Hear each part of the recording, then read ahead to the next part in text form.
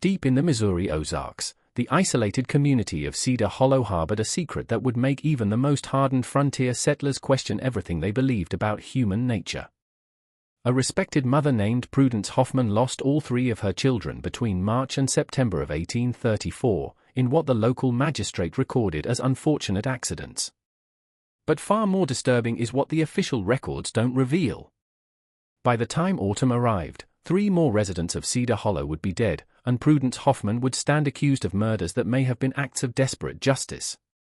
The truth about what really happened in those blood-soaked months has been buried in county archives for nearly 2 centuries, hidden beneath layers of shame and conspiracy that reached the highest levels of Missouri's territorial government.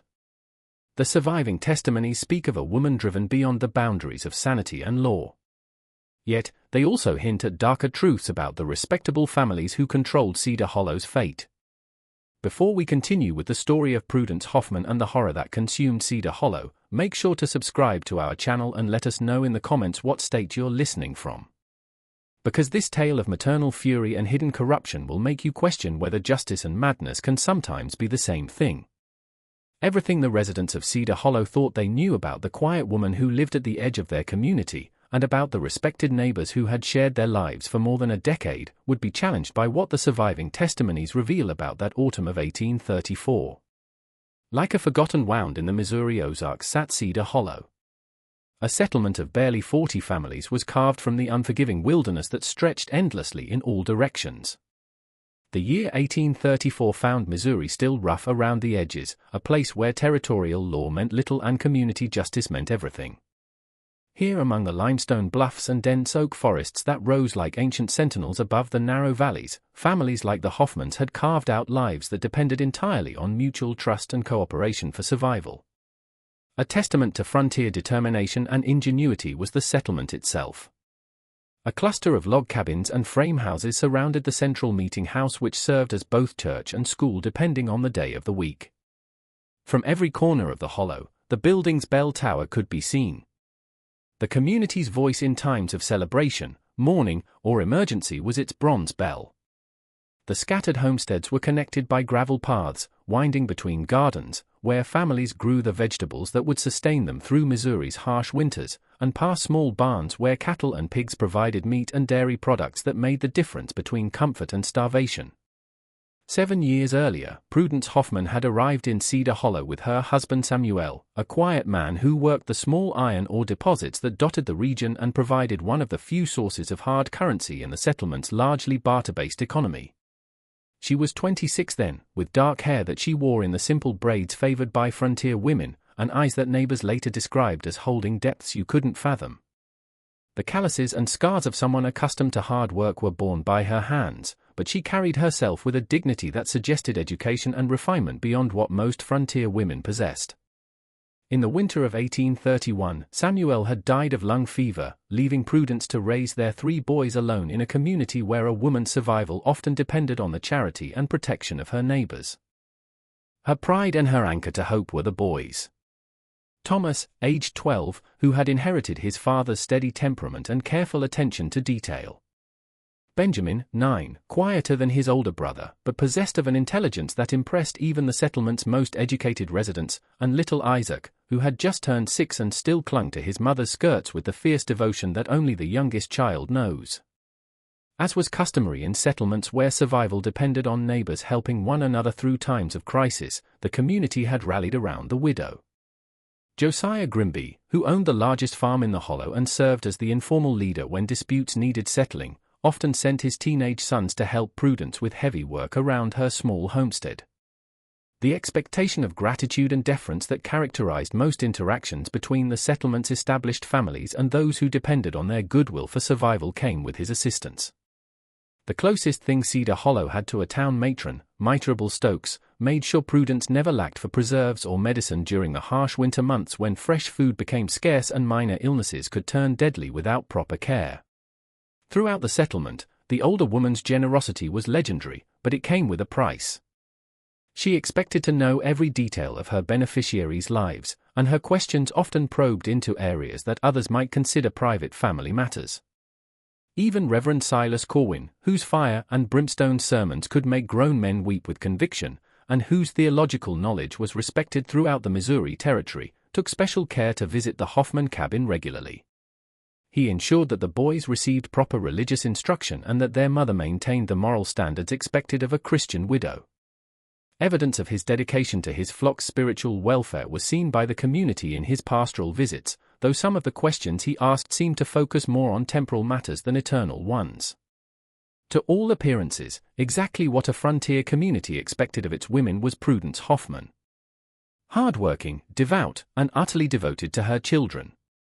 She kept an immaculate cabin that served as a model for other homesteaders, grew the finest vegetables in Cedar Hollow, using techniques she claimed to have learned from her grandmother, and could stitch wounds or birth babies with equal skill.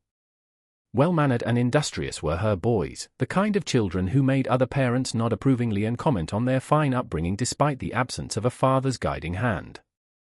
But beneath this veneer of frontier respectability, tension simmered in Cedar Hollow like water in a kettle approaching the boiling point. The settlement existed in a precarious balance between civilization and wilderness, where ancient grudges could fester for years, and where a man's word was quite literally his bond. Through community pressure and unofficial justice were often resolved land disputes that should have been settled by territorial courts. Sometimes concealed bitter resentments and unfulfilled obligations were marriage arrangements that appeared amicable on the surface. Weight that could determine whether a family prospered or perished in the harsh Ozark wilderness was carried by questions of bloodline and inheritance. Growing pains that affected even the most remote communities like Cedar Hollow were being experienced by Missouri in 1834. The recent Black Hawk War had left many settlers nervous about Indian attacks, though the local tribes had long since been pushed further west by the steady advance of white settlement. More pressing were the economic uncertainties that rippled out from the growing tensions between North and South over slavery and statehood, creating political divisions that could turn neighbors into enemies overnight. At the eastern edge of Cedar Hollow sat the Hoffman cabin, where the cleared fields gave way to dense forest that stretched unbroken toward the Arkansas border. It was a modest structure of hewn logs chinked with clay and moss, topped by a stone chimney that Samuel had built with his own hands, using limestone quarried from the nearby bluffs.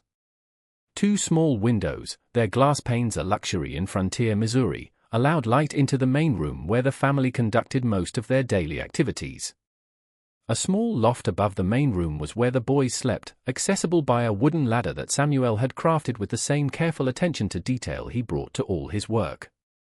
Behind the cabin, a small barn housed their 2 cows and a handful of chickens, while Prudence's vegetable garden stretched between the house and the tree line in neat rows that demonstrated her skill at coaxing food from the sometimes reluctant Missouri soil.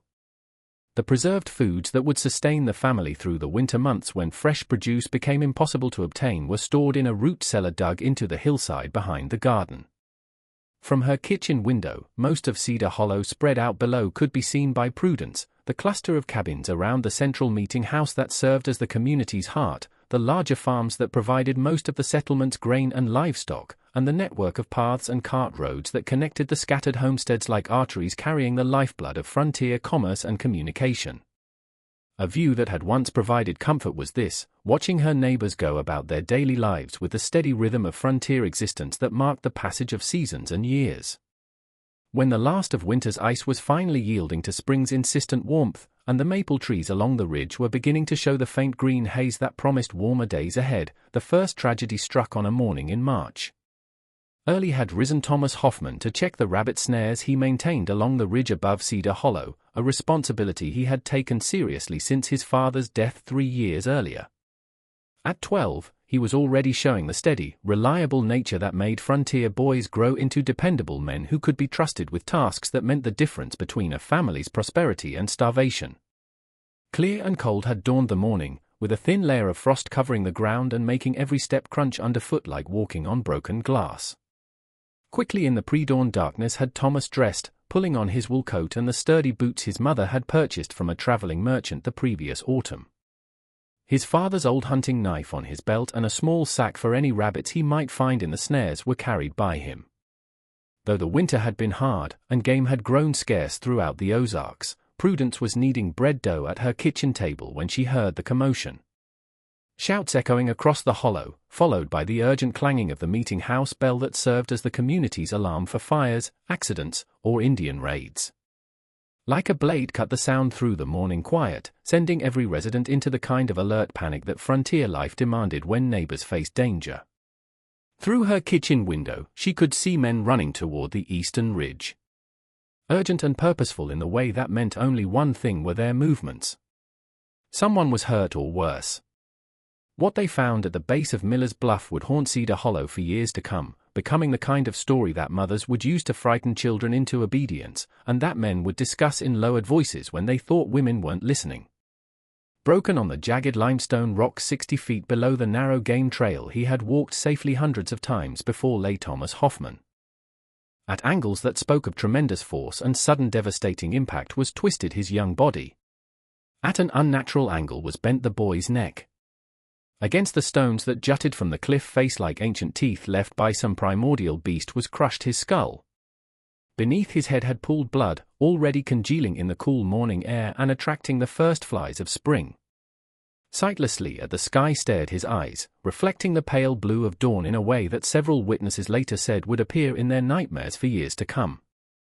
Among the first to reach the boy's body was Josiah Grimby, his heavy breathing and flushed face showing the exertion of running across the uneven terrain that led to the base of the bluff. Later, he would tell anyone who asked that Thomas had clearly slipped on the wet limestone. A tragic but understandable accident for someone walking the treacherous trail in the pre-dawn darkness. The spring thaw had made the rock slick as glass, and even experienced hunters sometimes lost their footing on the narrow path that wound along the bluff's edge like a scar across the face of the ridge. But details about the scene that Grimby didn't share with the grieving community were there. Details that would only emerge much later when the full horror of that year began to unfold like a flower blooming in reverse. Abruptly 20 feet from the cliff's edge stopped the boy's footprints in the soft earth, as if he had been startled by something or someone, and had turned to face a threat that approached from behind. More troubling still were the other prints nearby. The distinctive pattern of hobnailed boots that belonged to no one in the Hoffman family. Deep impressions suggesting a man of considerable weight and strength were left by boots. Most disturbing of all was the condition of Thomas's hands. Scrapes and cuts that suggested he had fought against someone or something before his death were borne by his knuckles, and there were defensive wounds on his forearms that spoke of a desperate struggle. Undisturbed from their posts hung the rabbit snares he had been checking, the bait still fresh and the triggers unsprung, suggesting that he had never reached his intended destination. At the Hoffman cabin arrived miserable Stokes before the men had even finished carrying Thomas's body down from the ridge, her skirts muddy from running across the rough ground, and her usually perfect hair disheveled by wind and exertion. Standing in her doorway like a woman carved from stone she found Prudence, her face drained of all color, but her eyes burning with an intensity that made even the practical miserable pause.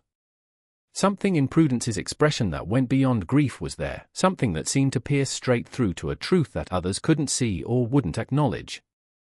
"My boy," whispered Prudence, her voice barely audible above the sounds of mourning that echoed across the hollow like the cries of wounded animals. "They killed my boy." Between the two women hung the words in the air like an accusation that neither could fully comprehend.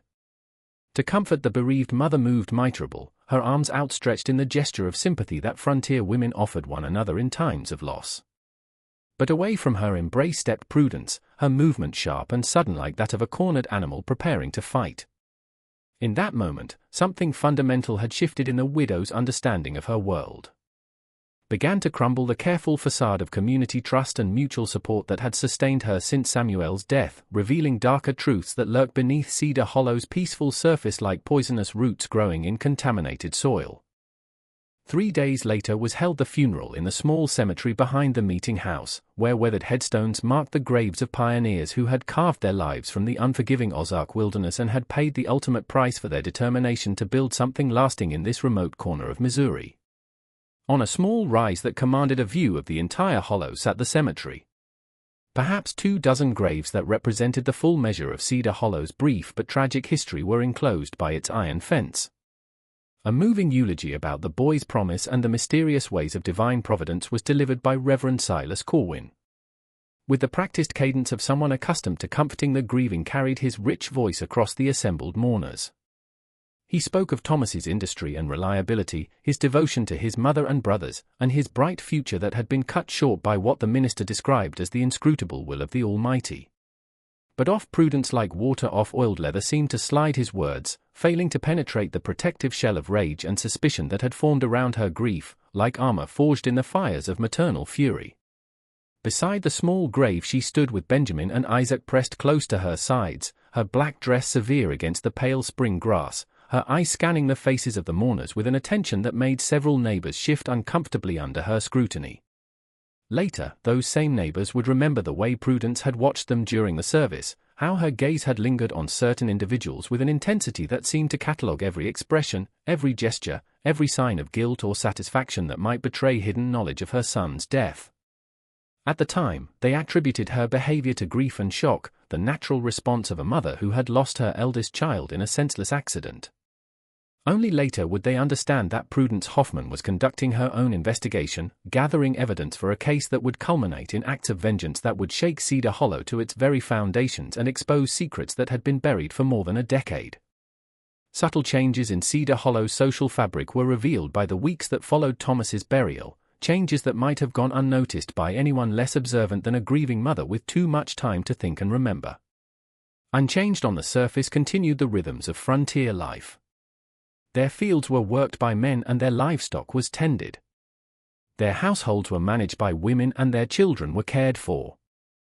The same games their parents had played in distant places before coming to Missouri to build new lives were played by children.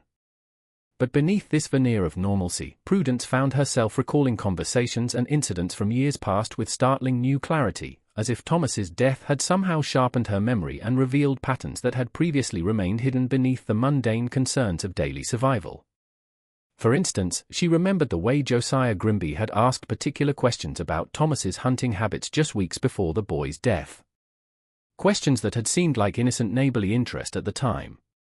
During one conversation in late February, Grimby had stopped by the Hoffman cabin ostensibly to discuss spring planting and the need for community cooperation in clearing new fields. But quickly to more personal matters had turned his questions. How often did Thomas check his snares? Did he always take the same path up to the ridge? Was he in the habit of walking the trail in the dark, or did he prefer to wait for full daylight? At the time, Prudence had assumed he was simply taking a neighborly interest in the boy's development, perhaps considering offering him work during the busy harvest season when extra hands were always needed. But now a more sinister cast took on those questions, suggesting a level of planning and preparation that went far beyond casual curiosity. Detailed information about Thomas's routines and habits had been wanted by someone, information that could be used to predict his movements and create opportunities for the kind of accident that had claimed his life. A cold fury that burned more intensely than her grief filled Prudence with the realization that her son's death might have been the result of careful planning rather than random misfortune. Similarly, she began to view Mitrable Stokes's frequent visits in a different light, remembering details that had seemed unremarkable at the time, but now suggested a more calculated purpose. Always generous with her time and assistance had been the older woman, bringing food during difficult periods, and offering help with household tasks that were challenging for a woman managing alone. But now Prudence noticed how Mitrable's eyes would linger on the boys during these visits, studying them with an attention that seemed to go beyond mere neighborly concern. There had been questions, too. Seemingly innocent inquiries about the boys' health, their growth, their resemblance to their deceased father. Particular interest in family history had been shown by Mitrable, asking about Samuel's relatives and background in ways that had seemed like friendly curiosity at the time. She had also made seemingly casual comments about the challenges of raising boys without a father's guidance and had several times suggested that the community might need to take a more active role in overseeing their development and education. Even Reverend Corwin's pastoral visits began to seem less benevolent under this new scrutiny. Particular interest in the Hoffman boys had always been shown by the minister, praising their intelligence and commenting on their fine characters during his regular visits to the cabin. But now Prudence remembered how his questions had often focused on family history, bloodlines, and the circumstances of her marriage to Samuel. Unusual interest in Samuel's father had been shown by him, the traveling preacher who had officiated at weddings and kept records throughout the Missouri Territory before settling briefly in Cedar Hollow during the early days of the settlement.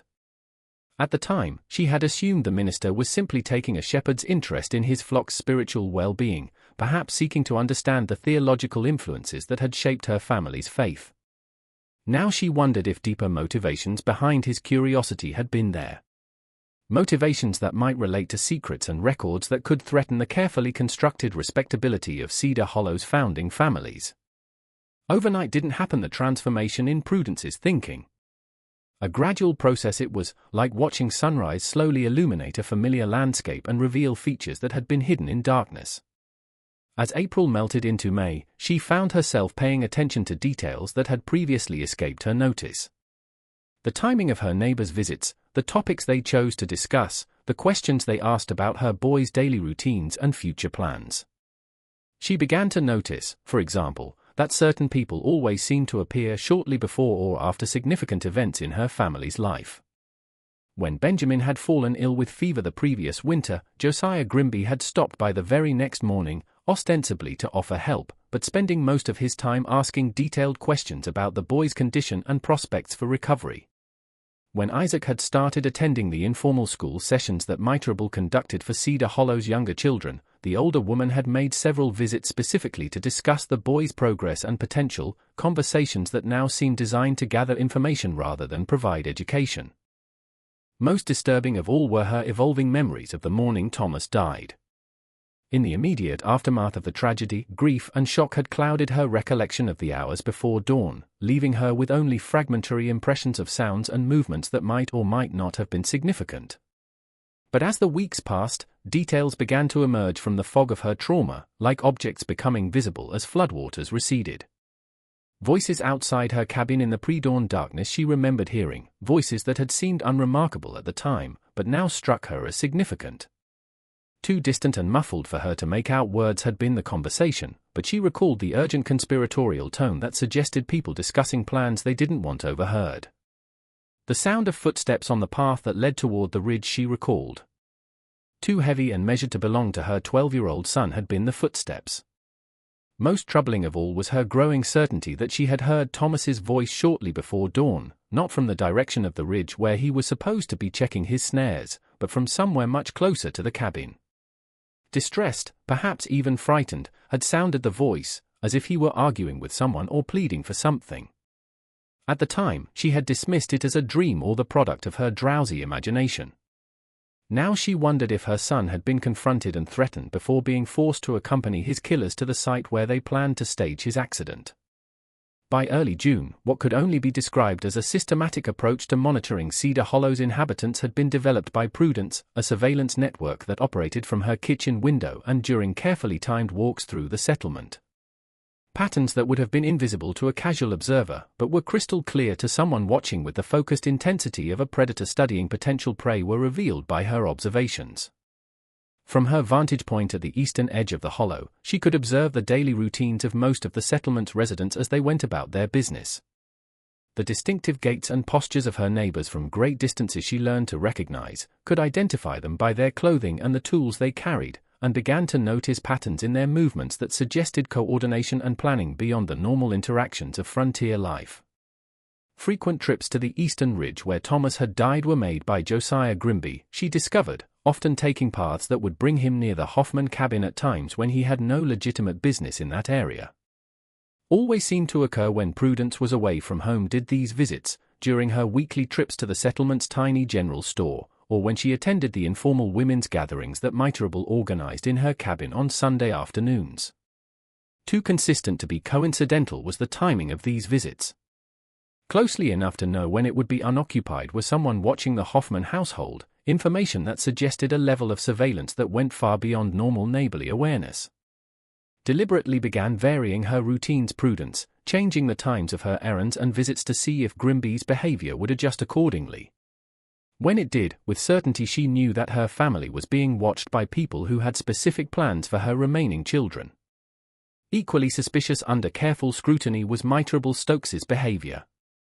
An almost compulsive need to know the whereabouts and activities of Benjamin and Isaac at all times had been developed by the older woman, asking detailed questions about their daily routines during her frequent visits to the Hoffman cabin.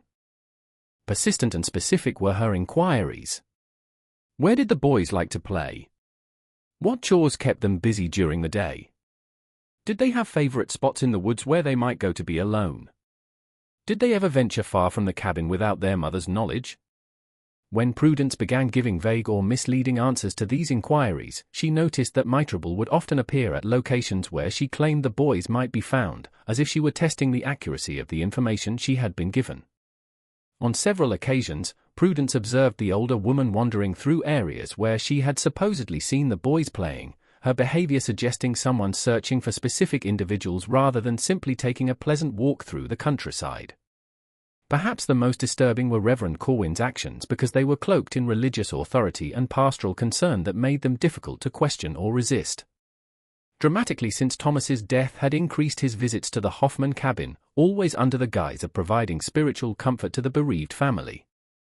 But invariably to practical matters turned his conversations, the boys' education, their future prospects, the challenges Prudence faced in raising them alone in such a dangerous and unpredictable environment.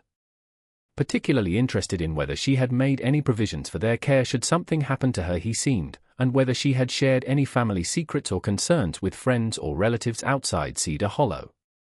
Increasingly pointed became his questions about Samuel's father and the records the old preacher had kept, as if he were trying to determine whether dangerous information had been passed down through the family's bloodline.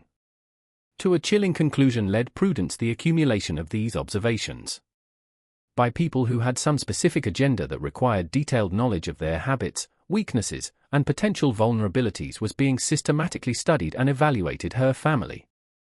A cold fury that burned more intensely than any emotion she had ever experienced filled her with the realization that Thomas's death might have been merely the opening move in a larger campaign against her family. But only the beginning was understanding that she was being targeted. If she was going to protect Benjamin and Isaac, she needed to understand why her family had been chosen and what her enemies hoped to accomplish by destroying them. The answer to that question would require her to dig deeper into Cedar Hollow's history and uncover secrets that had been carefully buried for years beneath layers of respectability and mutual complicity. With seemingly innocent conversations with some of the settlement's older residents began her investigation, people who had been in Cedar Hollow since its founding, and who might remember events and relationships that younger folks had forgotten or chosen not to discuss. With the careful subtlety of someone who understood that direct questions would arouse suspicion did she approach these conversations, instead allowing information to emerge naturally from discussions about the settlement's history and development. Deeply disturbing was what she learned during these conversations. By three families who had arrived from Kentucky in the early 1820s had Cedar Hollow been founded, she discovered, the Grimbeys, the Stokes, and the Corwins. As the settlement's natural leaders had these founding families established themselves, controlling the best land and exercising considerable influence over community decisions. As long as they accepted their subordinate position and didn't challenge the established hierarchy, had other families, including the Hoffmans, been welcomed. But from the beginning had there been tensions. Tensions that centered on questions of legitimacy and bloodline that went back to the original settlers' lives in Kentucky. According to the fragmentary stories Prudence pieced together from reluctant conversations and half-remembered gossip, there had been scandals and disputes in the old country that some people had hoped to leave behind when they crossed into Missouri territory. Of marriages that might not have been entirely legal spoke the stories, children whose paternity was questionable, property transfers that had occurred under circumstances that might not bear close examination. Ahead of law enforcement or angry creditors had some families fled Kentucky, while others had simply sought fresh starts in places where their pasts wouldn't follow them. For such purposes had been ideal Missouri in the 1820s, a vast territory where a man could claim a new identity and build a respectable life on the foundation of previous disasters. But secrets have a way of following people, especially when those secrets involve legal documents and official records that establish property rights and family relationships. The kind of man who kept meticulous records of the marriages he performed and the families he served had been Samuel's father, the traveling preacher who had briefly settled in Cedar Hollow during its early days. More thorough than some of the founding families found comfortable had apparently been his documentation. The more she learned about these old secrets, the more she began to understand why certain families had suffered mysterious runs of bad luck over the years. A systematic effort to eliminate bloodlines that posed threats to the founding family's control over the settlement and their claims to legitimacy and respectability was it, not random misfortune that had claimed so many children and destroyed so many households since Cedar Hollow's founding. In accidents that bore striking similarities to Thomas's death had other families lost children, falls from heights, drownings in familiar streams, illnesses that struck suddenly and fatally despite previous good health. Before reaching maturity had died young men who might have grown up to challenge the established order, while young women who might have married and started families with dangerous bloodlines had succumbed to fevers and mishaps that removed them from the settlement's genetic future. Just such a threat represented her own family, she realized. The son of a preacher who had officiated at weddings and kept records that might have documented some of the irregularities that the founding families preferred to keep hidden had been Samuel Hoffman. When Samuel died, those records had passed to Prudence, though she had never bothered to examine them closely. Now she understood that their very existence might be enough to make her family a target for elimination. On a sweltering July morning came to Prudence the decision to take direct action when she discovered Benjamin missing from his bed and Isaac cowering in the cabin's root cellar. With a terror he couldn't articulate was shaking his small body. Only fragments about bad men who had come in the night could whisper the 6-year-old boy. Voices outside the cabin that had filled him with such primal fear that he had hidden in the darkness of the storage space until dawn broke over the Ozark hills. The entire morning was consumed by the search for Benjamin, with every able-bodied man in Cedar Hollow scouring the woods and ravines that surrounded the settlement. With a desperation that bordered on madness joined Prudence the search parties, calling her son's name until her voice cracked and her throat burned with the effort. But even as she searched, she noticed how certain members of the community seemed to know exactly where to look, as if they had specific knowledge about where a missing boy might be found. By a search party led by Josiah Grimby was Benjamin discovered 3 hours after sunrise. Unconscious at the bottom of an old mineshaft nearly 2 miles from the Hoffman cabin was he found.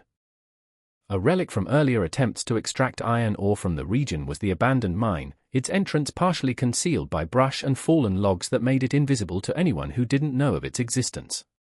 Alive but badly injured was the boy, his left leg twisted at an unnatural angle and his head bleeding from a gash that would leave a permanent scar above his left ear.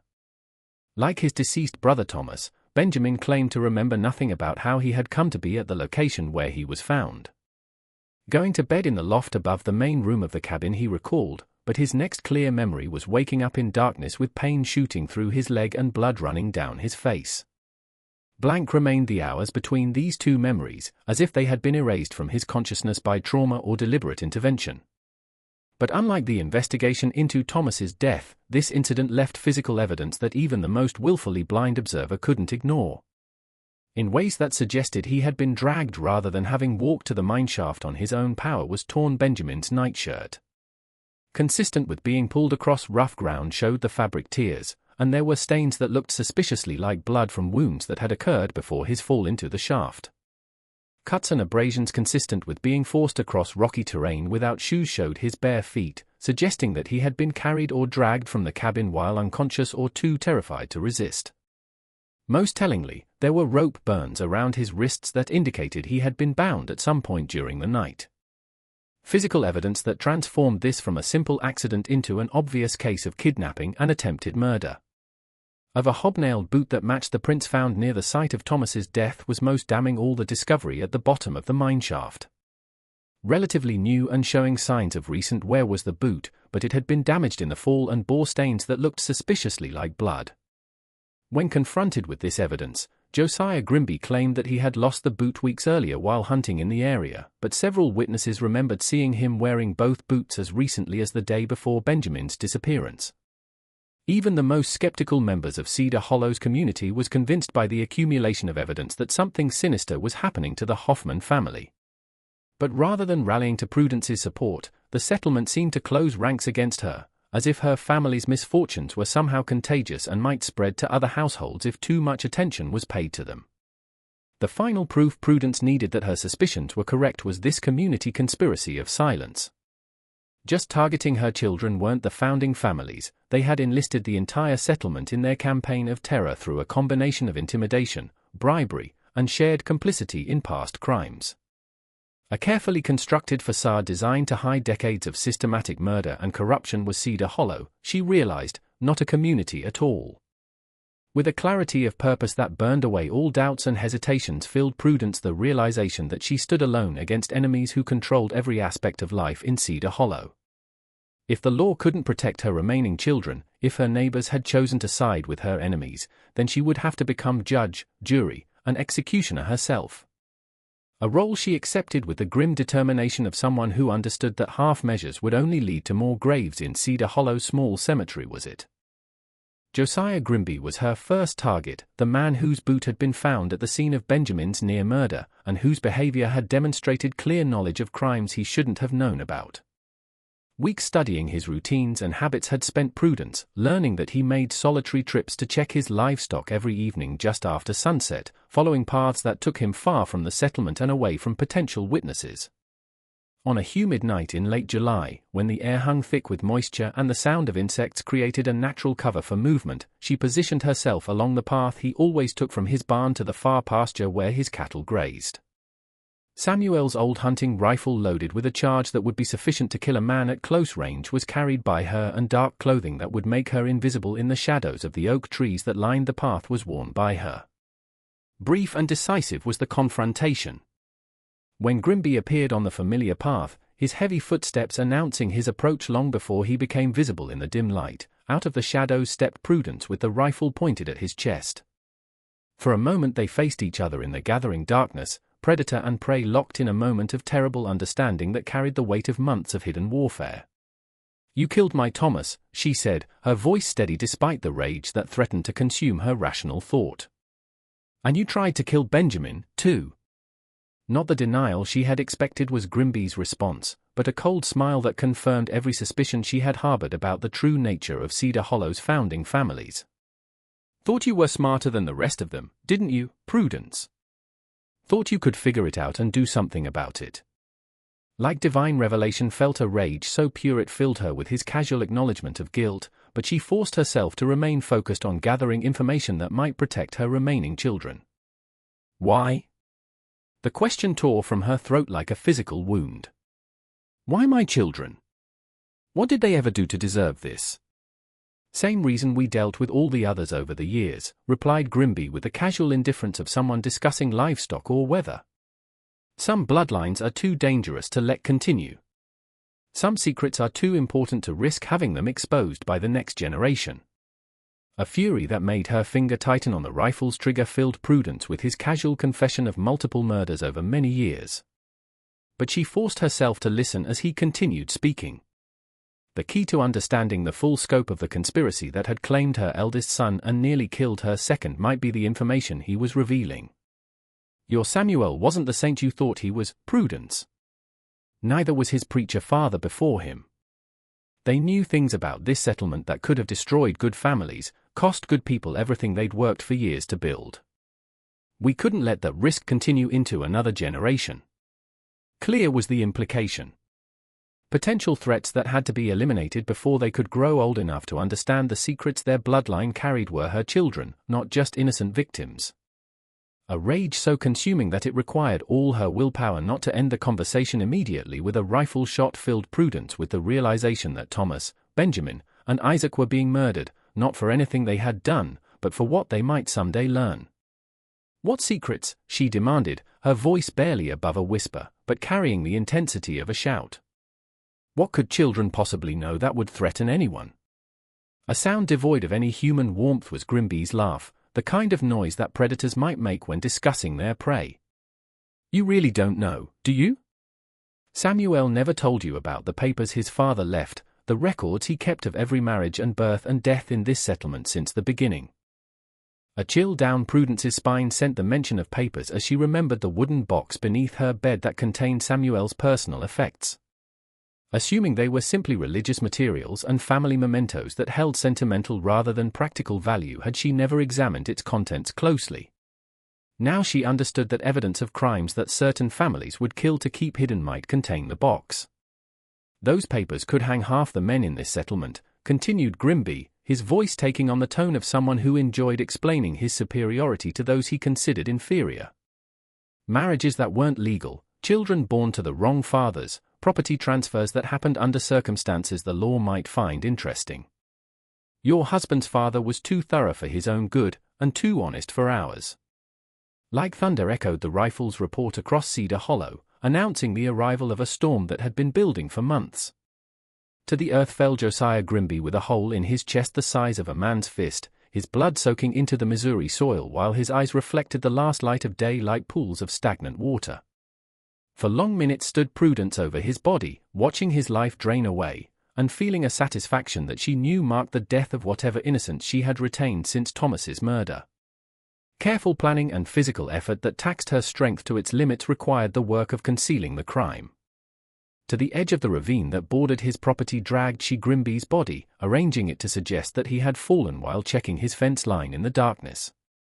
Deep in the woods along with the rifle she had used to kill him buried she the hobnailed boots that had left prints at both crime scenes.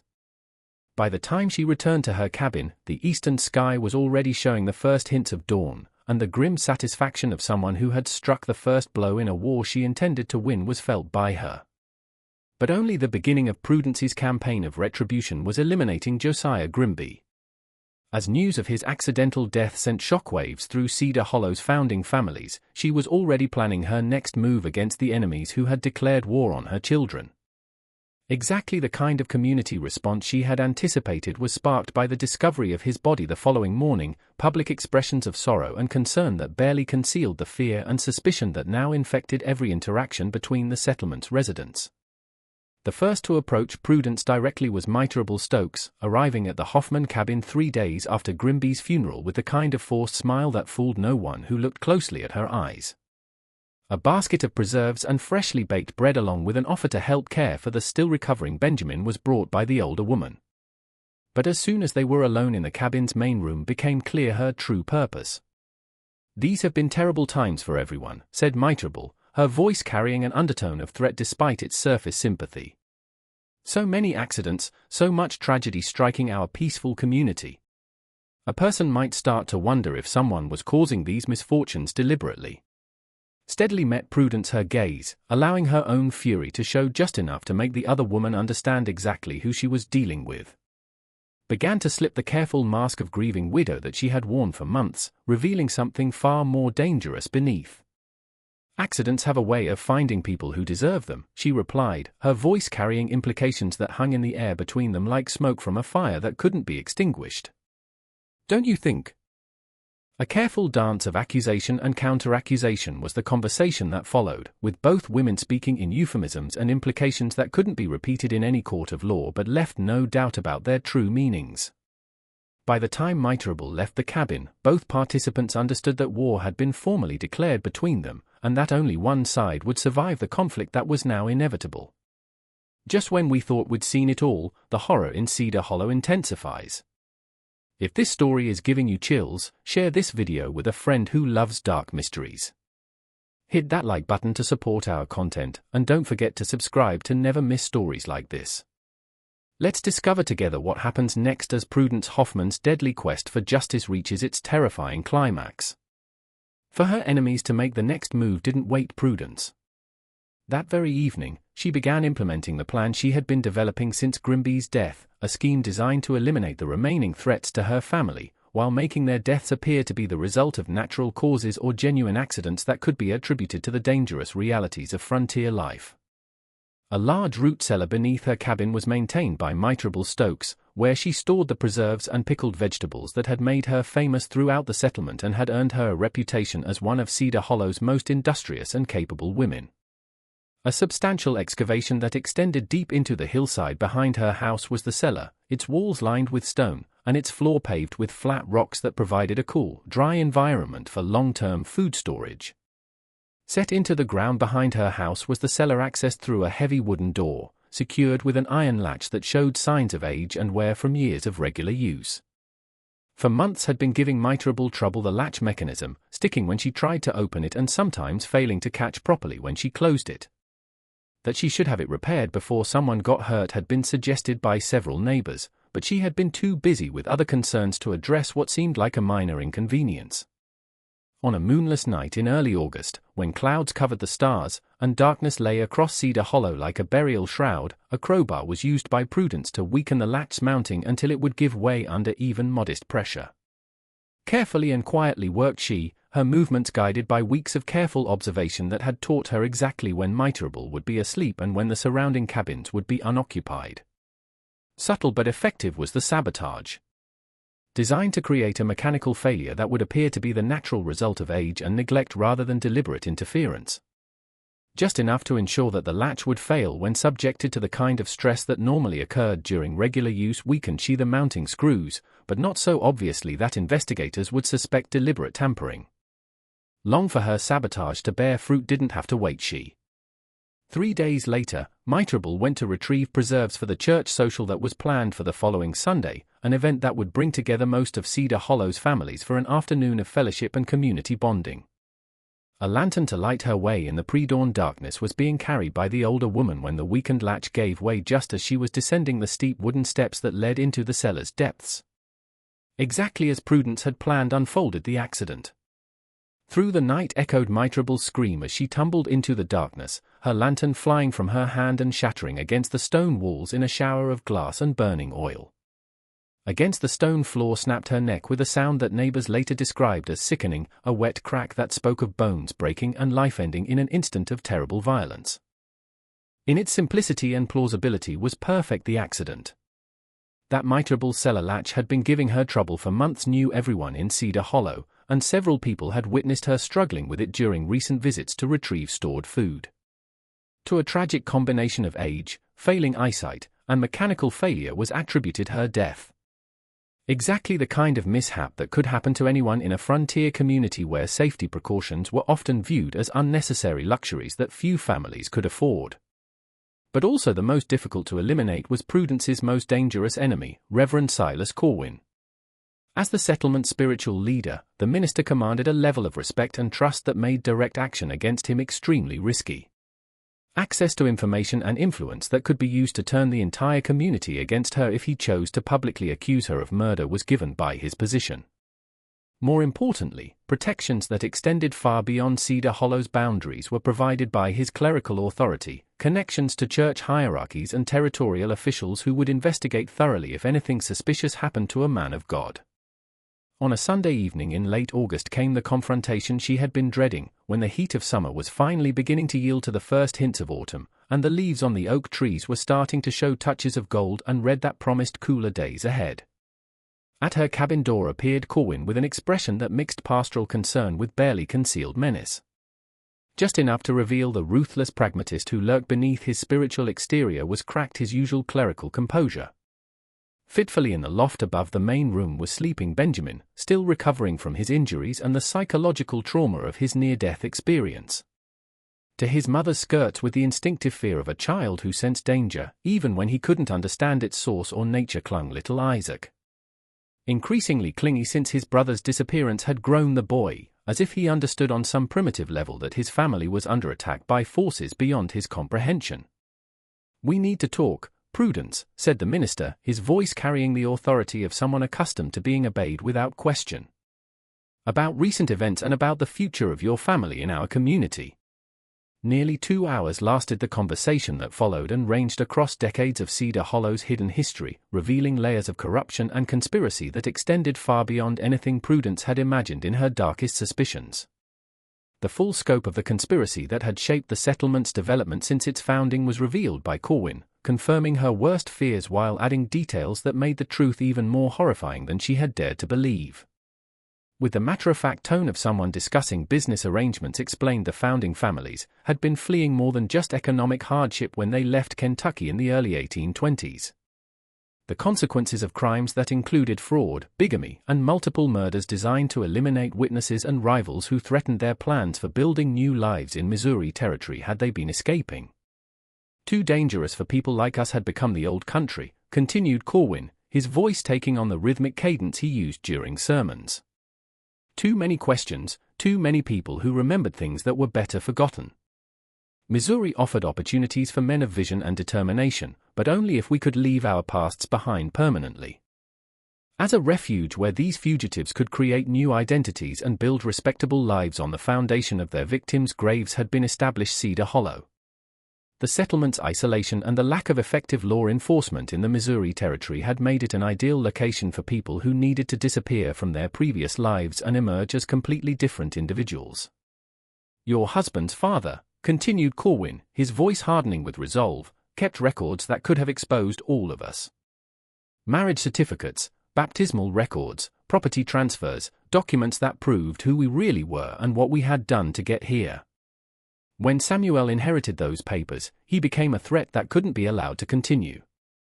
Clear and devastating was the implication of deliberate poisoning designed to look like a common frontier ailment that could strike anyone without warning. Hadn't been Samuel's death from lung fever the result of natural causes, but a rage so consuming that it took all her self-control not to attack the minister with her bare hands. Filled Prudence with the revelation that her husband had been murdered.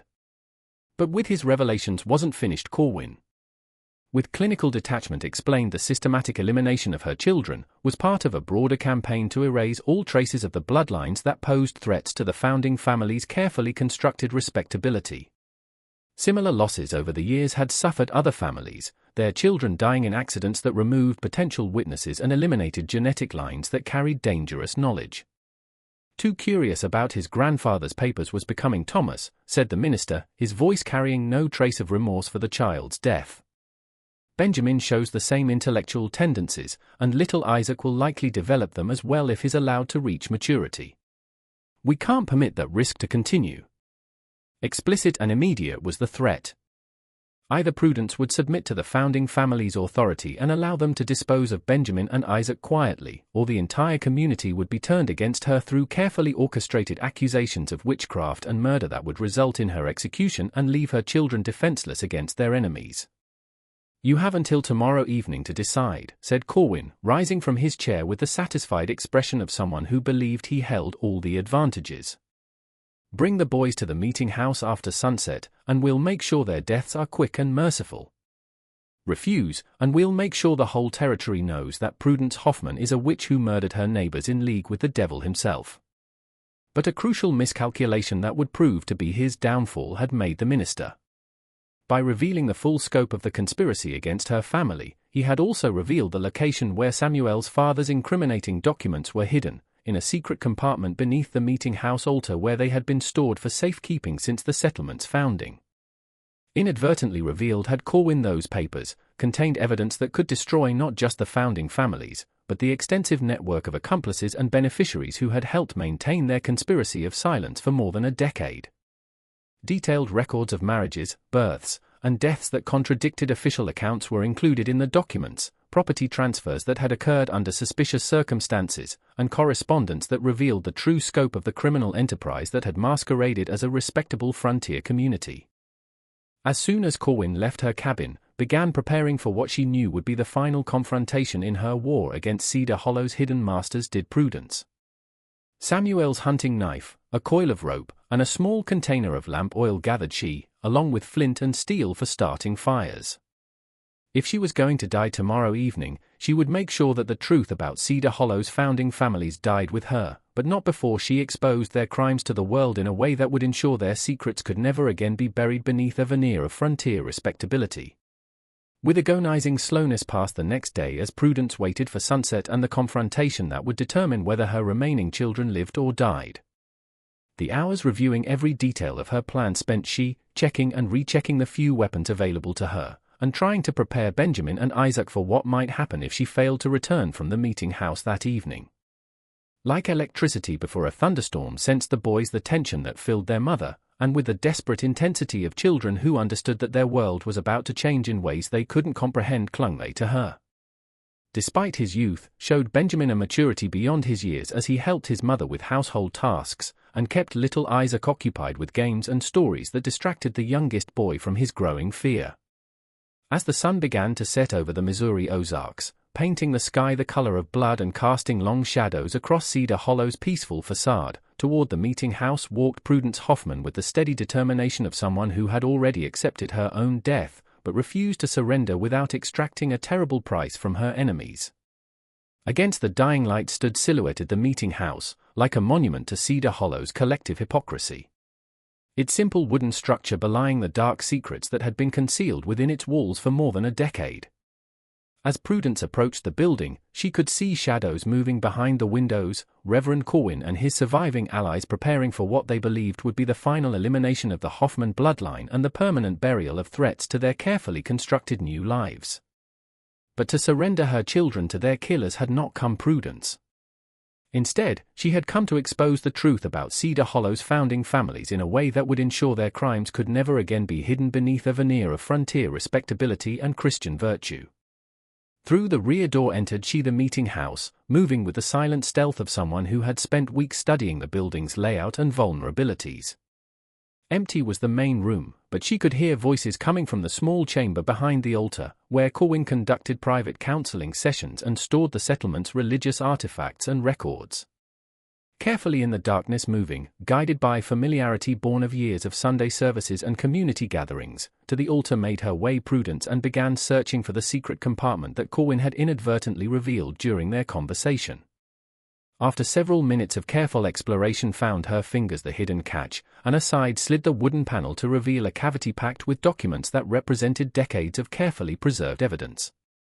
Just as Corwin had described were all their Samuel's father's papers, marriage certificates with forged dates, property deeds with questionable signatures, baptismal records that contradicted official family histories, and detailed accounts of murders disguised as accidents or natural deaths. But other documents as well were there, more recent papers that documented the conspiracy's expansion beyond the original founding families to include accomplices throughout the Missouri Territory and beyond. As she examined the papers by the dim light filtering through the meeting house windows, realized Prudence that far beyond anything she had imagined in her darkest moments of suspicion reached Cedar Hollow's corruption. Bought or intimidated into silence by a conspiracy that had been systematically eliminating threats and witnesses for more than a decade had been territorial officials, circuit judges, federal land agents, and even church authorities. Her examination of the documents was interrupted by the sound of approaching footsteps. The main room of the meeting house were entering Corwin and two other men, their voices carrying the confident tone of people who believed they were about to complete a task that would secure their safety for years to come.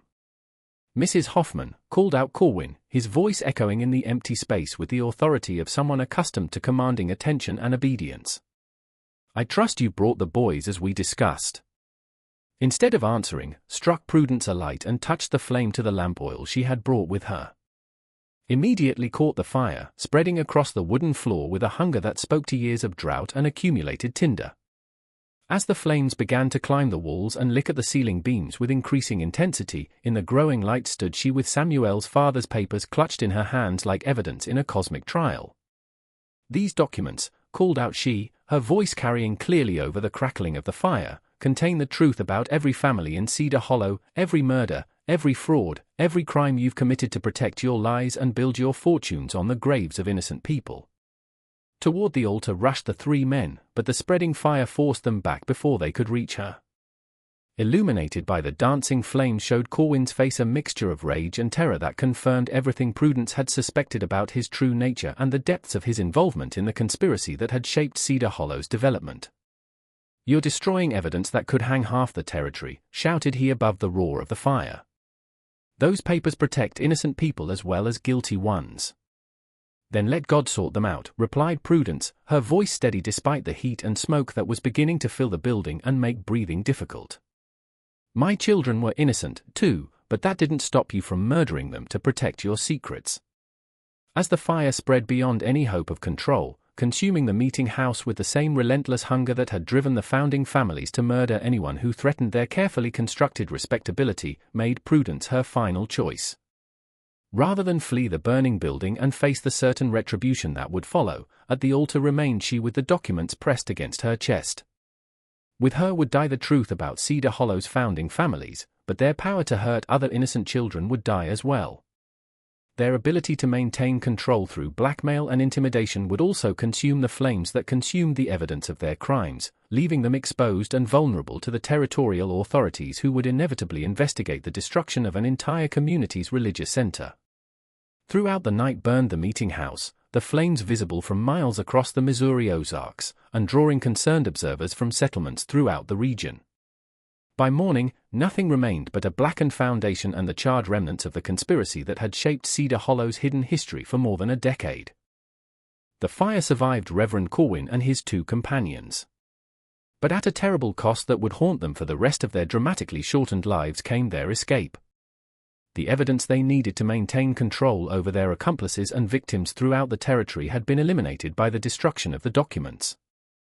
without the threat of exposure hanging over their heads like a sword of Damocles, began to speak openly about the accidents and deaths that had shaped their community's development since its founding. Many of Cedar Hollow's residents, within weeks, investigating claims of systematic murder and fraud that reached back to the settlement's earliest days, were territorial authorities. A pattern of suspicious deaths and convenient accidents that extended far beyond the Hoffman family's recent tragedies was revealed by the investigation.